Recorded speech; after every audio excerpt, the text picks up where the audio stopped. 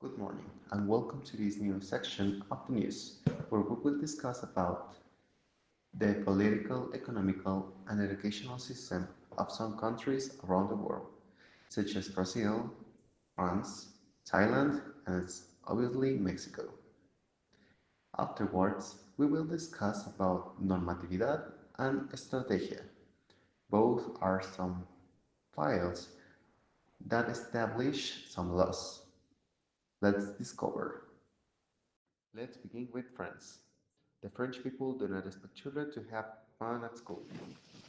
It's kind of weird because in so many places around the world, it is not the main purpose, but the children only can have some fun in a specific certain moments of the day. So this creates an inflexible approach to education. Accompanied with this, the most demanded subjects of French people are writing, reading, and arithmetics. Something that kind of demonstrates why the educational approach of French is rigid. Let's talk about Brazil. In Brazil, the education is emphasized as a universal right based on the 1988 Constitution. It states that education should be encouraged and safeguarded by the government, something that is really relatable from my perspective because it should be. It should be because education is one of the fields that must follow us from all our lives, so a big part of our lives. And also, like a fun fact, it's like depending on the higher education chose by the student will be the requirements asked for. For example, the requirements for being a surgeon won't be the same for a teacher. Yes, the requirements must change a bit, but they are still requirements.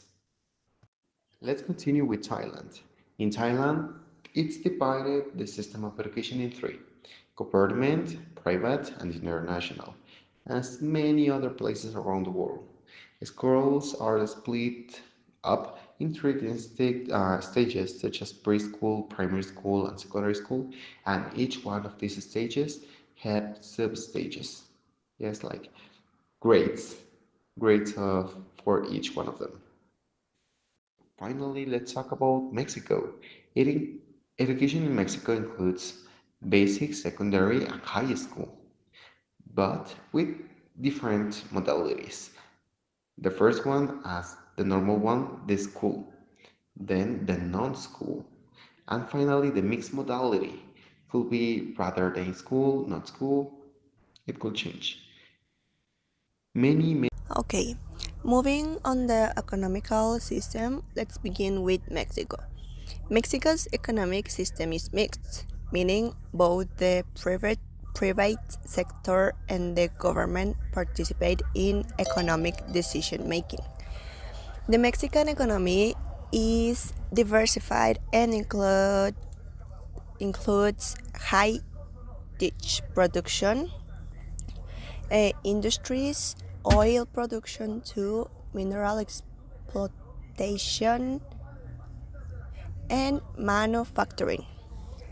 Now with the Brazil's economy, as Mexico economy in Brazil is mixed and largely based on free market, and in parentheses capitalist system, but with some government controls like taxes and limitations on trade and industrial pollution.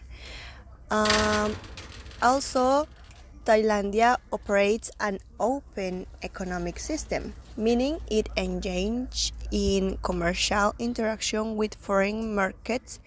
It buys and sells goods, services, or financial assets with other economies worldwide. The country's exports mainly consist on machinery and electronic components, agricultural products, and jewelry. And finally, Let's compare the political systems of Thailand, Brazil, France, and Mexico. Thailand is a constitutional monarchy with the king as head of state, and the prime minister runs the government. However, the military has significant influence, often staging coups, which destabilize the democracy despite elections. Brazil operates as a federal presidential republic, where the president holds both roles as head of state and government. Elections decide the leadership, but polarization and corruption cause political instability, with impeachment events in the past. France used a semi-presidential system, where the president handles foreign policy and the prime minister focuses on domestic issues. Political unrest is common, with frequent protests making governance difficult. Mexico is also a federal presidential republic, where the president is both head of state and government. While Mexico is a stable democracy, corruption and drug-related violence have significantly impacted the political environment.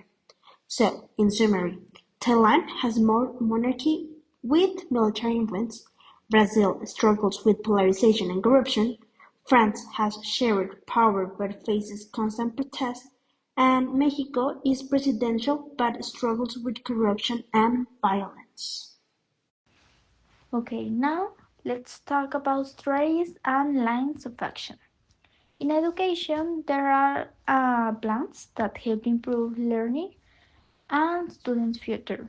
On one hand, strategies are like a general guide, and on the other hand, lines of action are the specific like steps to make them happen. For example, an important strategy is the strategy 5.1, which helps students get a job. How? Through scholarships, work placements, and training programs in real workplaces. This gives students experience and better job opportunities in the future. Another key strategy is the strategy 1.11, which focuses on supporting students who are at risk of dropping out or struggling academically. To help them, schools provide educational guidance and tutoring services. So, students receive personalized support to improve their performance and stay motivated. So, in conclusion, strategies show the direction to improve education, and lines of action are the concrete steps taken to achieve it. The people that lives here in Mexico. Another one law that we have here in Mexico, and it's very important, it's the law that states the general responsibilities of the administrative people that is working there. As you know, there's people that is in charge of these institutions and to manage all the things that happen there. But sometimes there are conflicts or misunderstandings. In this case, there is a law that states that these unagreements or disappointments should be solved in a very positive way and being very objective into this solution of problems. And those are some laws that we have here in Mexico. There are many.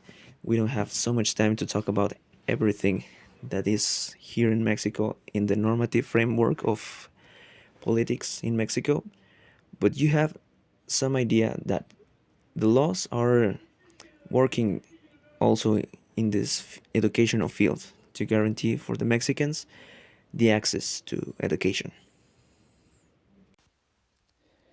Well, these strategies are designed in order to have a huge performance in the articles.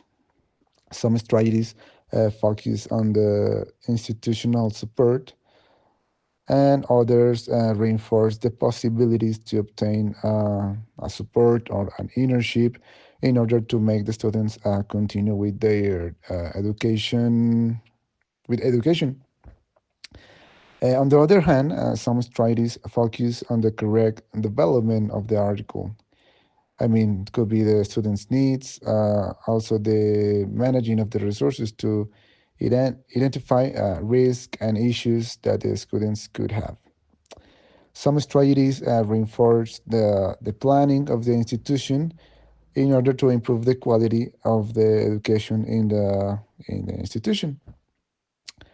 Obviously, these strategies also improve the educational orientation, like in order to make the students be prepared of what are they want to study and bringing them information about the different topics. Articles focus on supporting people with different disabilities to allow them continue with their education, applying inclusive language as braille and sign language. So, in conclusion, these strategies support the articles of the law, obviously specifically designed for education, in order to have all the characteristics and requirements and the things that an institution need to follow to have a very very good performance. So, just to close, it is important to know that all countries have different ideologies and policies to benefit each of their citizens. Education, economy, and politics work different in each of all countries around the world because all of us have different ways to think and interact to each other. However, it is necessary to share different perspectives and be open to change anytime it is required. This is the reason why some laws have been changing through time and will continue changing because all humans are changing as well. Mexico's national normative framework and political system are fundamental to the country's governance, stability, and development. The constitution has been amended several times, guaranteed personal freedoms and civil liberties, and establishes economy and political principles for the country. The federal system allows for regional autonomy, enabling states to address local needs effectively. This framework is crucial for maintaining the rule of law, promoting economic growth, and safeguarding human rights. Mexico's national normative framework and political system are vital for ensuring governance, stability, and the protection of citizens' rights, all of which are essential for the country's continued development.